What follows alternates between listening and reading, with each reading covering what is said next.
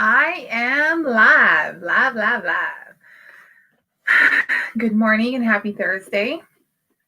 Today I want to talk about the fear of rejection, the fear of not being liked, and how this shows up for us in business and how to overcome it.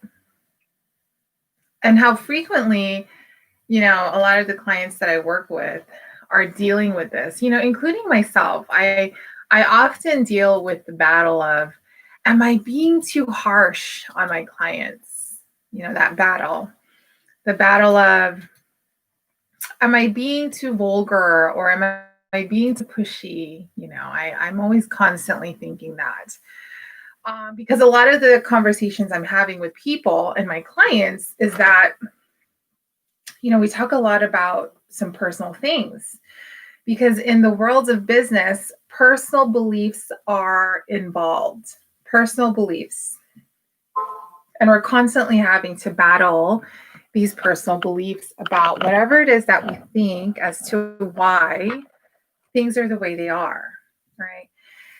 And the challenge behind that is that when you don't realize that you are operating this way, you kind of just continue to operate in that limiting belief. So, an example of this would be one of my clients asked me, what if I bring clients into my business and then I can't deliver what I promised? I can't deliver the thing, the big picture thing, the big promise. And, they're not going to be happy with me in the program. So, I then ask her, well, what do you think will happen? Well, they're going to be unhappy. They might ask for a refund. They might ruin my reputation and all of that. So I then, kind of pull it out of her. I go, so, well, what is essentially the biggest thing that's in the way of you bringing on clients? Is it because you're worried you can't deliver? Or is it the rejection part of selling? What is it? And she eventually shared with me, she's really worried of just not being liked in a sense where, she doesn't show up for her clients, or she'll show up for her clients, but her clients will figure out a way to blame her for their failure or their inability to execute whatever it is that they're trying to execute with her and her program and her services.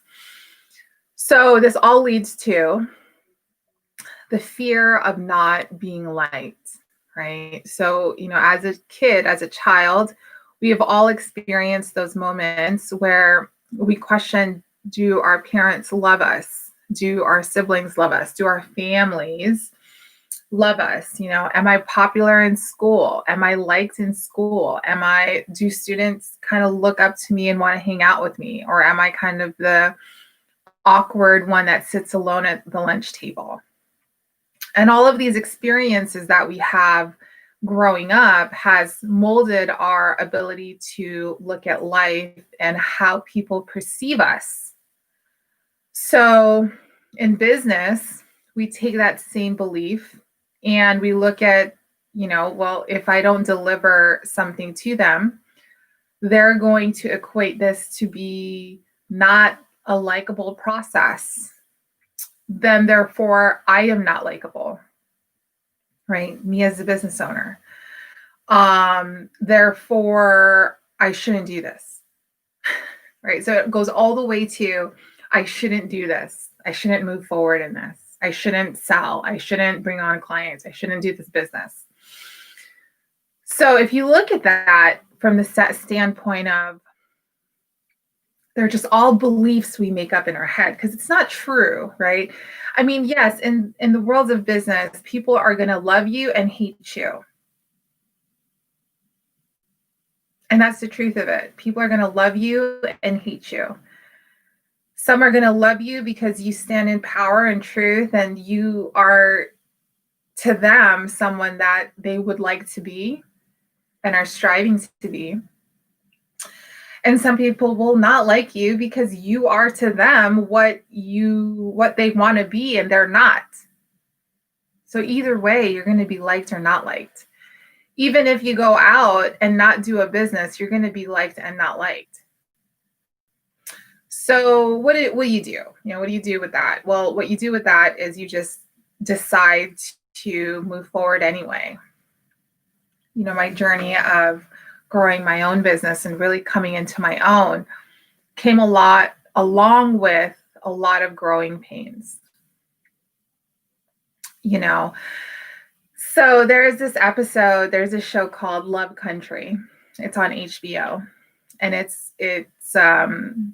it touches a lot on the racial discrimination between Black people in America. But it's based on like back in the 50s or 60s, and they kind of made it like into a sci-fi show. So it's kind of like aliens and monsters, but then they sprinkle in the reality of racism in America, right? Which is really cool. I actually really enjoyed it. And one of the things about this show is that there's this magic thing where you can turn into someone else, right? So this Black woman was given this potion to be able to turn into a white woman. So she does it. She turns into a white woman. She wakes up, she takes the potion, she wakes up, she's this white woman. Now she has white privilege. She walks out the door, she's white. And this is a complete shift in how she's being perceived. People perceive her as a white woman, but internally, she's a Black woman. Now you can see the difference in how people treat you, right? You can tell, like they showcase a difference. Like they really protected the white woman versus the Black woman. They don't protect the Black woman, but the white women, they will. And that's what they showcase in that episode. Anyway, so she goes into her day and she's a white woman. She goes and applies at like Saks Fifth, the Saks Fifth back in the day where it's like super high-end things. And that was like the kind of work that privileged white women would do because it was fun. You get to play with makeup. You get to showcase these name brand luxury things. So that's what she did. She applied for this job. Anyway, anytime she had to take off her white woman body, she literally had to have this rebirth. It was always a rebirth experience. Like she had to, it was just like this painful experience that caused her to kind of hurt. It was hurtful. It hurt her physically to kind of shed the white skin off. And then underneath it was her Black, her real self, her body. I bring up this part because I noticed that in order for us to really grow as business owners, we need to have that painful shedding of ourselves. We need to have that painful shedding of these limiting beliefs we've adopted throughout life, right? What are those limiting beliefs that you've adopted throughout life? Well, one of the things for me, the things that I've adopted throughout life is that my needs came second to everyone else's.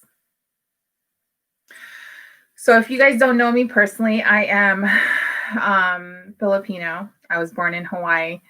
And I was the only sibling, the youngest sibling who was born in the States. So two of my sisters were born in the Philippines and they moved here when they were teenagers.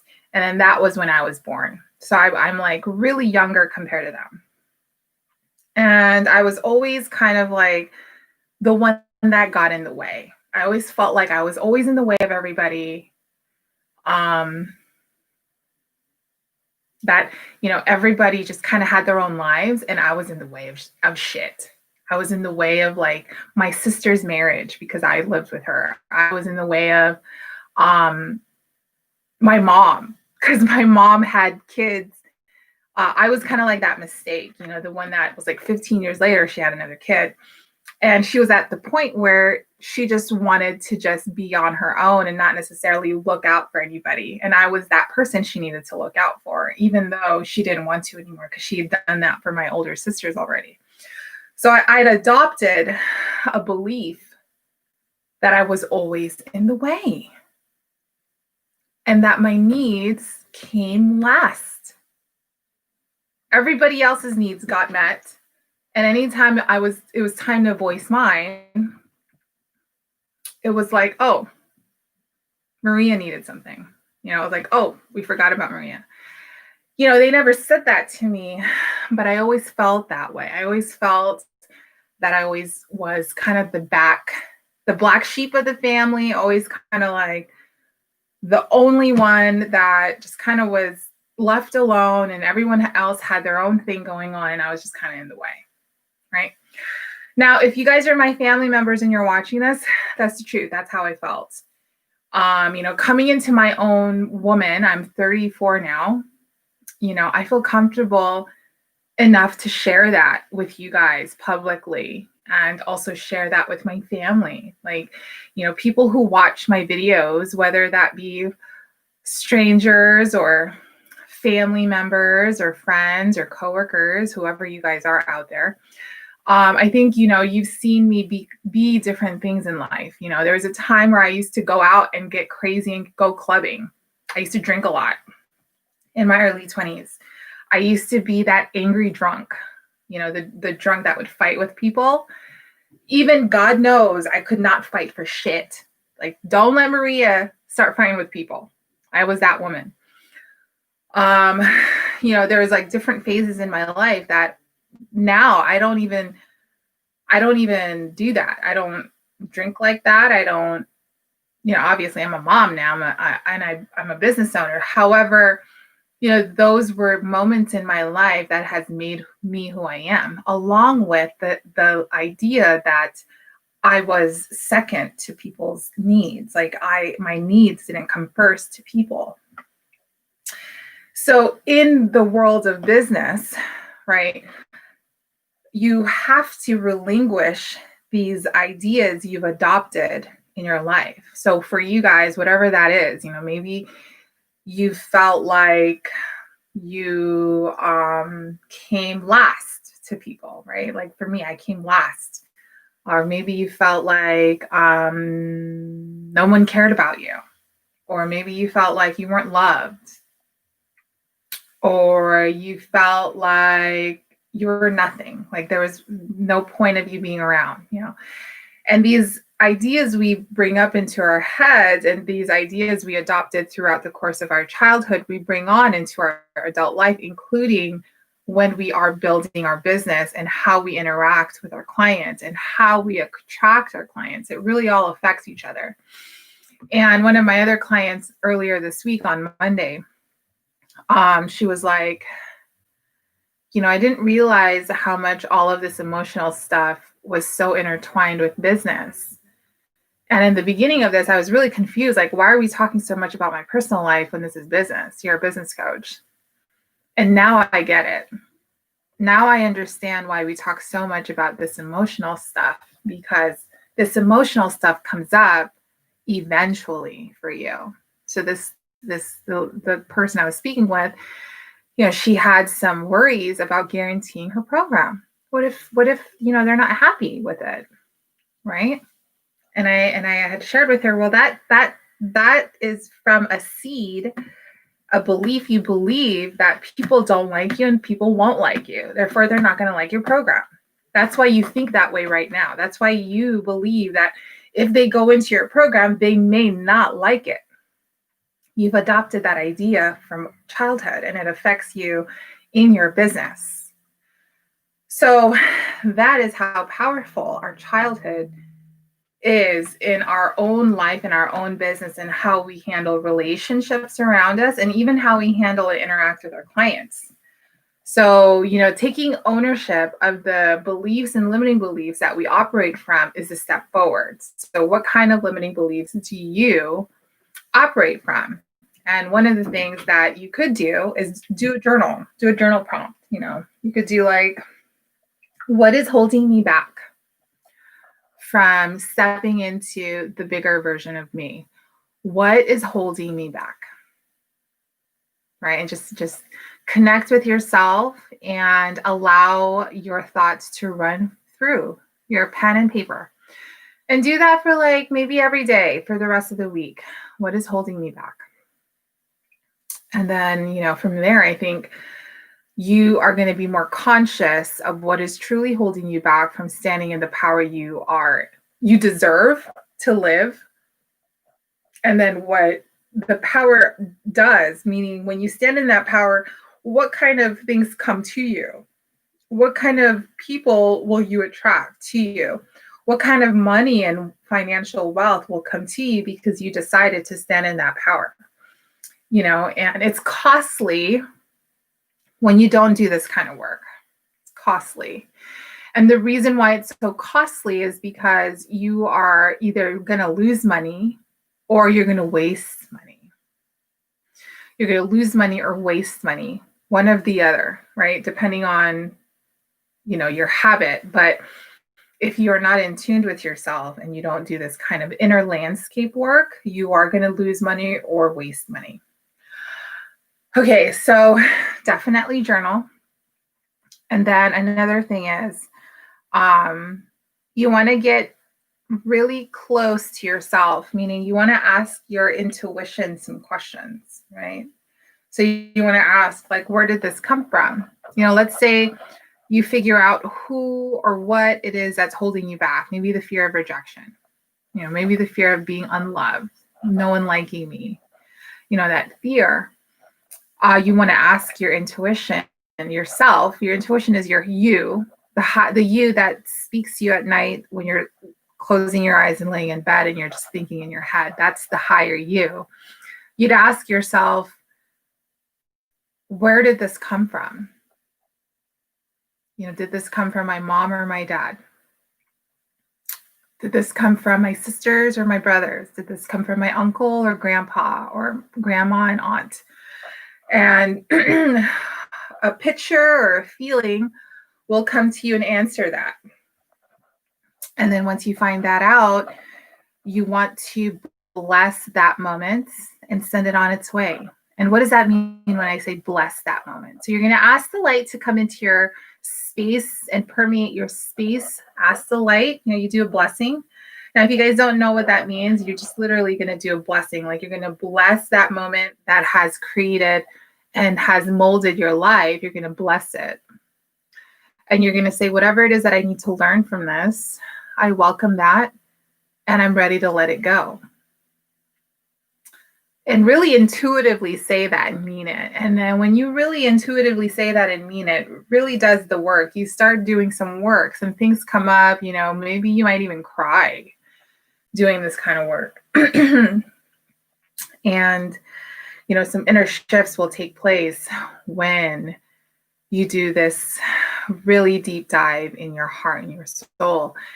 And then just mental shifts start happening for you. Mental shifts, energetic shifts. You start showing up differently. You kind of feel more powerful in your skin. You kind of own who you are.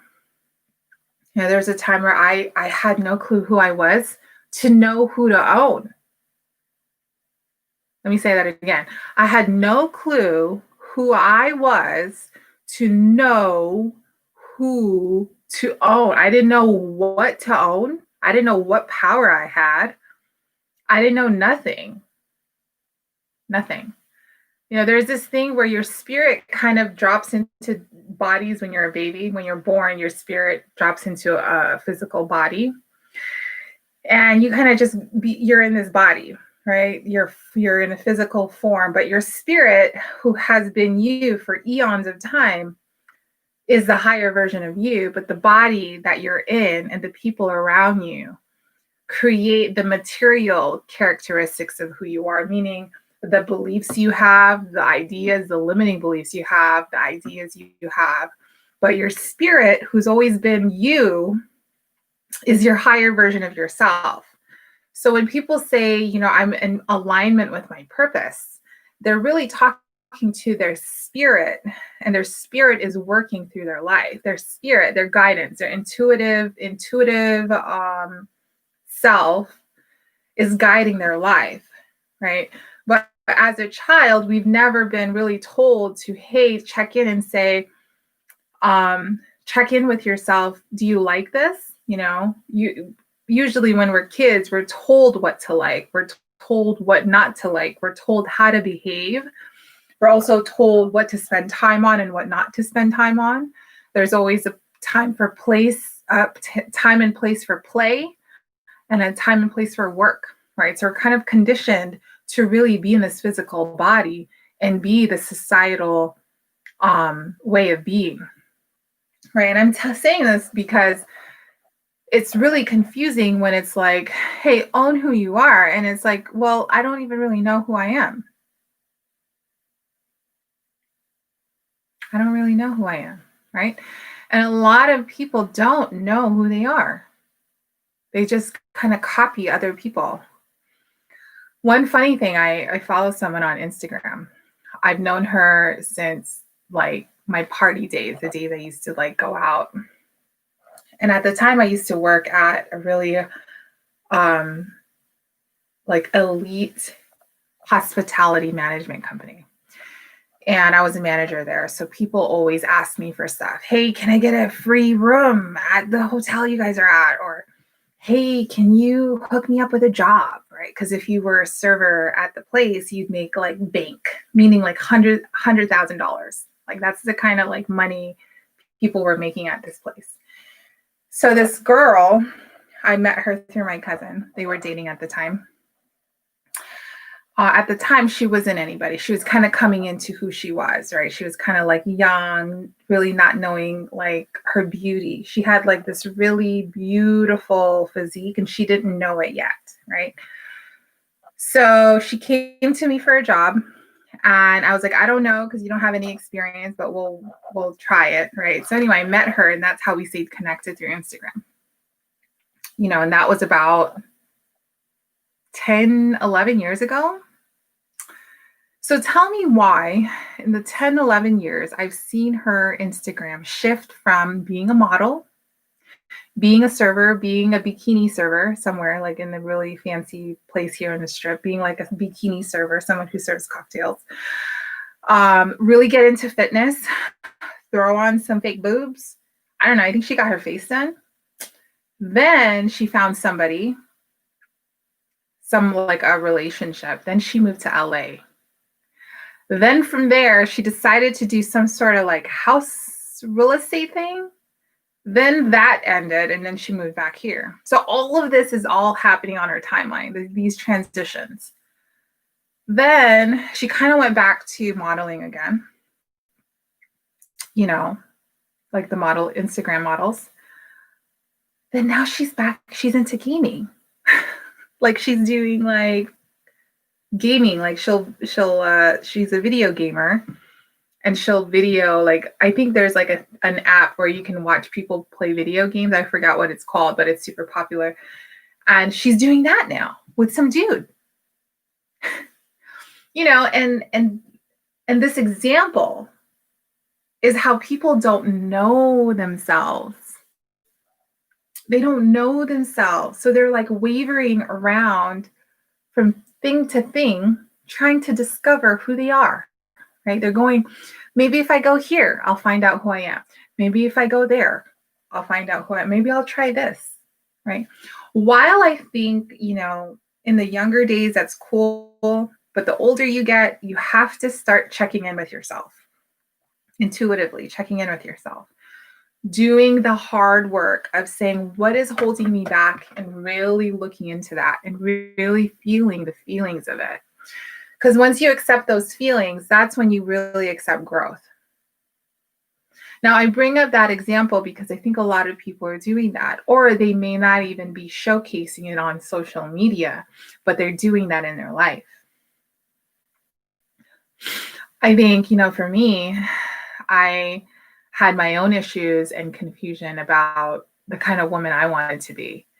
You know, I thought that I wanted to use my looks for success. Now, I'm not this beautiful beauty queen. However, if I really wanted to be, I could probably pull it off, right? But I never, ever,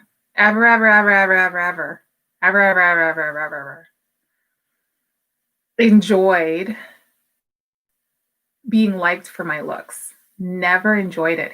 Hated it. I hate it. I despise it. My husband tells me I look so good. He tells me that all the time. And I hate it. I want him to praise me for my intelligence. Now, that's the truth. I want him to praise me for the coaching business I built, right? I want him to praise me for knowing the brain and the psychology of the brain, why people do shit. I want him to praise me for that.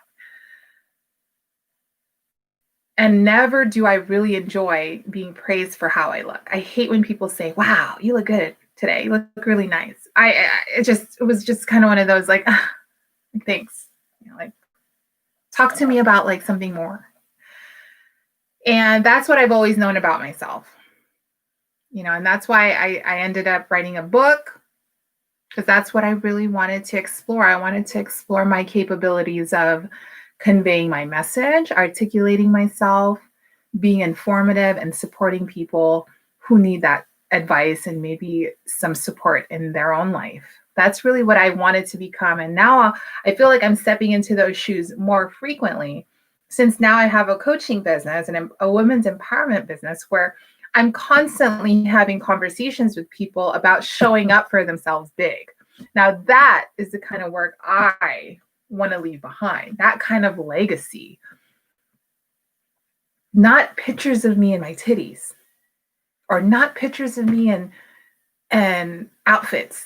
I don't know. It just doesn't feel good to me. It just feels weak, not weak, but just feels empty. It feels empty, and I don't like empty. I like fulfillment. I like meaning, and being in this kind of work is meaningful. So I say all of this to ask you, what is it that's meaningful for you? And what are you looking to do to change that? What are you going to change? What are you going to discover about yourself? What are the things that you are going to let go of so you can be that bigger version of you? And who are you going to stop being? Right? Who are you going to stop being? Who are you going to stop being a follower? Or are you going to stop doing things that people expect you to do? Are you going to stop being a people pleaser? That's a big one, being a people pleaser. Are you going to stop just going with the wind and being deliberate in your actions? Those are the kind of questions you need to ask yourself. Fear of rejection, fear of not being liked, all comes from your childhood. It all comes and stems from not knowing who you are. I said a mouthful just now, but the really biggest thing here is to really understand and really get to know yourself in a big way.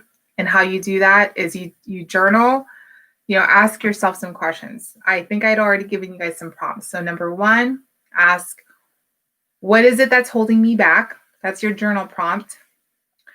And the second one was, oh, you're going to kill me. I forget. You have to rewind. I can't remember that second one. But I do want to add a third one, which is, what am I going to stop doing that isn't aligned with me? What am I going to stop doing that isn't aligned with me? All right. So that is it for today. Have an amazing day. Sending you guys all my love.